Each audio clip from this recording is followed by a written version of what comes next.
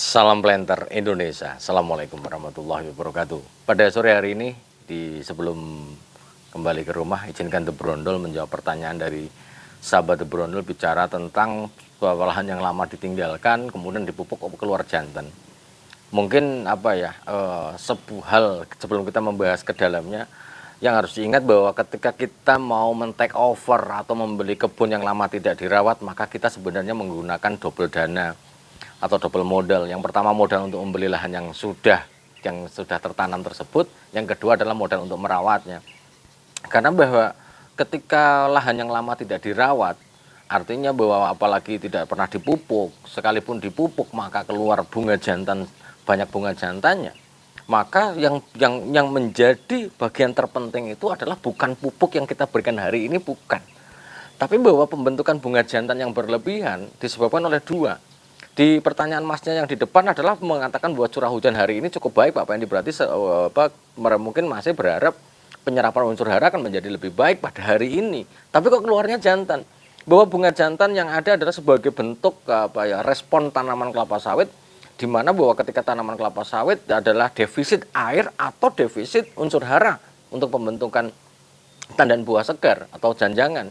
Sehingga yang terjadi justru malah terbalik, dia ketika dipupuk keluar bunga jantannya. Jadi keluar bunga jantan ini bukan berarti pupuk yang kita berikan jelek, itu bukan. Karena bahwa pupuk yang kita berikan hari ini akan berdampak terhadap atau akan diserap dan akan membentuk TBS itu dalam berdasarkan penelitian adalah 17 sampai 24 bulan mendatang. Sekali lagi 17 sampai 24 mendatang. 17 sampai 24 bulan mendatang. Sehingga apa yang kita berikan hari ini bisa diserap nantinya, yang akan berpengaruh terhadap tandan buah segar itu ke depannya.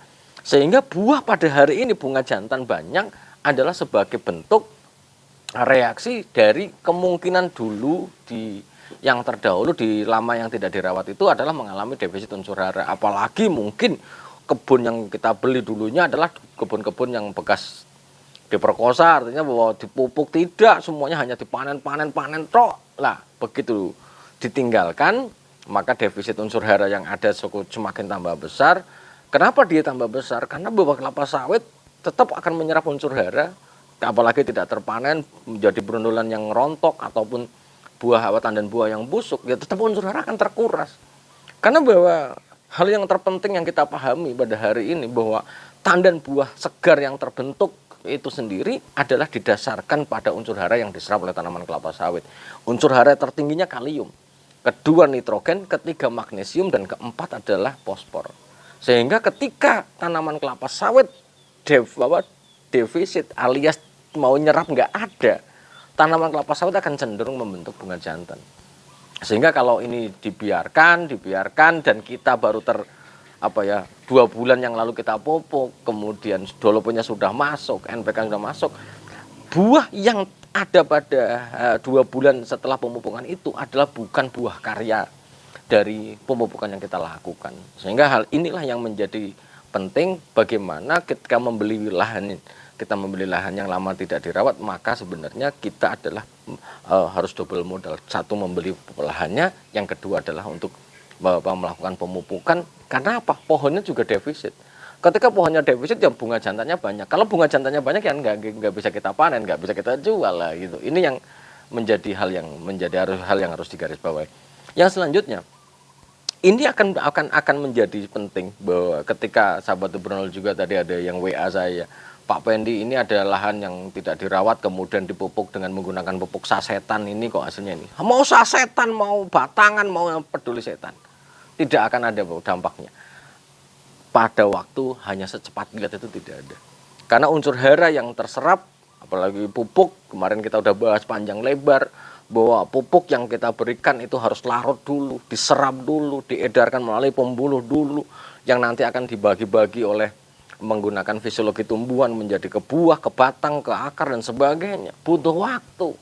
Sehingga ketika kita ngomongin perbaikan lahan yang lama tidak terpanen atau lama tidak terawat, kalau hanya untuk menghijaukan cepat, untuk vegetatifnya cepat. Karena bahwa begitu diserap, kesiram transfer ke daunnya akan menjadi hijau. Sebagai contoh, pemupukan urea dengan higroskopis yang tinggi, airnya banyak, maka dia akan larut, diserap oleh tanaman kelapa sawit melalui aliran massa yang banyak, kemudian dia akan diedarkan. Begitu diedarkan sampai ke daun, ya hijau.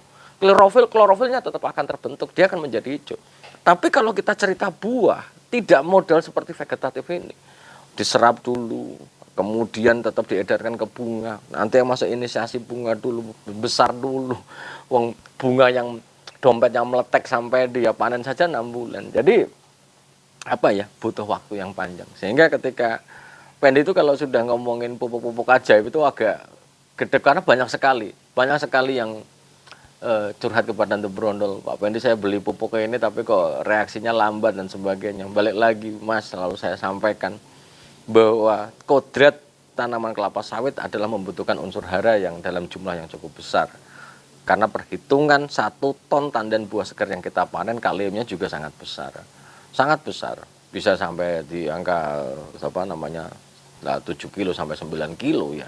Sehingga ini yang menjadi penting betapa pentingnya pemupukan yang harus kita lakukan untuk tanaman kelapa sawit kita. Tanpa pupuk nonsen. Sekali lagi tanpa pupuk nonsen. Kalau misalnya ada yang mengatakan, Pak Pendi, tapi tetangga saya pupuk dengan menggunakan pupuk organik tapi bagus. Balik lagi sahabat The Brondol. Pupuk organik adalah pupuk yang materialnya adalah baik kotoran hewan ataupun janjangan kosong ataupun solid ya nggak ada masalah. Tapi bahwa unsur hara yang terkandung di dalamnya adalah sedikit. Artinya sedikit, berarti kalau kita ngomongin sedikit berarti harus ada pembandingnya. Pembandingnya adalah kimia. Sebagai contoh, kalau kita ngomongin kotoran ayam, ini bolak-balik kita bahas ya, kita ngomongin kotoran ayam 5% saja. Sementara urea 46%, berarti 1 banding berapa? 1 banding 8, bahkan 1 banding 9. Toh kalau NPK, kalau nitrogen yang ada di dalam ayam itu sendiri 5%, jarang 5%. Itu artinya bahwa ketika dipupuk pupuk organik semuanya bisa, konsekuensinya jumlahnya harus banyak. Nah, berkaitan dengan buah jantan sahabat The Brondol semuanya, mungkin kita sempat The Brondol untuk kita ngomongin track juga pasti banyak. Karena ketika kita ngomongin track pada tanaman kelapa sawit, biasanya adalah bicara tentang ketersediaan unsur hara ataupun unsur hara ataupun air. Nah, air yang ada hari ini, bunga, sebenarnya dasarnya tuh gini sebenarnya. Bunga yang terbentuk pada hari ini, yang pada meletek hari ini, itu adalah sudah berbulan-bulan terbentuk di dalam tanaman kelapa sawit. Maka dia muncul dalam bentuk dompet, setelah dompet dia meletek, nanti 6 bulan setelah anteses atau meletek itu 5,5 bulan sampai 6 bulan baru bisa menjadi tandan buah segar yang kita panen. Lah, tapi sejujurnya di dalamnya juga sudah terbentuk tanpa kita melihatnya gitu. Sehingga hal yang harus kita lakukan adalah kontinuitas di dalam pemupukan. Dan hal yang terakhir ingin saya sampaikan kepada sahabat The Brondol bicara tentang lahan lama tidak dirawat. Kita berbudidaya, berinvestasi ke tanaman kelapa sawit untuk mendapatkan sebuah keuntungan pastinya.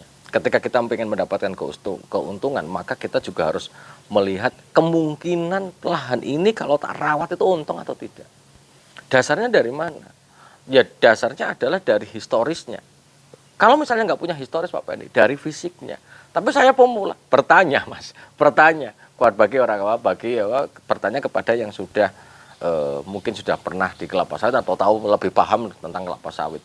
Karena begini, terkadang ada orang yang memaksakan untuk merawat tanaman kelapa sawit, memupuk dengan jutaan rupiah tanpa memahami fisiologi tanaman itu sendiri. Tanamannya sudah kurus kering, jumlah pelepah kurang, terlalu rapat itu, dan kita juga tidak tahu sejarah bibitnya apa. Tetap kita paksakan, kita pupuk, kita berharap produksinya tinggi. Maka ini yang menjadi berat untuk diterangkan, dijelaskan kepada pemilik lahannya kenapa produksinya rendah. Karena fisiknya saja sudah tidak mumpuni. Itu artinya sudah mengecil, kemudian setelah dia mengecil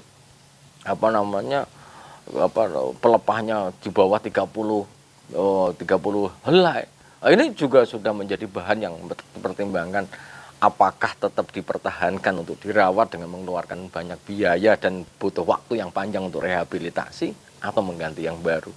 Ini adalah sebuah pilihan yang susah, tapi akan ada titik temunya jika Anda memahami namanya tanaman kelapa sawit itu sendiri. Semoga bermanfaat bagi sahabat Brunel. Mohon maaf kondisinya sangat panas sekali. Benang merah yang ingin saya sampaikan pada hari ini adalah bahwa pemupukan yang terbaik adalah pemupukan yang kontinu. Bunga jantan adalah sebuah respon akibat tanaman kelapa sawit defisit unsur hara dan air, kemungkinan kedua, baik satunya atau keduanya. Sehingga ketika jumlah unsur hara yang ataupun air yang terserap tidak mumpuni, maka tanaman kelapa sawit akan cenderung membentuk bunga jantan yang berlebihan. Inilah yang terkadang dikenal namanya track ataupun penurunan produksi dikarenakan jumlah bunga jantan yang terlalu banyak disebabkan karena respon tanaman itu sendiri. Semoga bermanfaat bagi sahabat Brunel semuanya dan salam planter Indonesia. Assalamualaikum warahmatullahi wabarakatuh.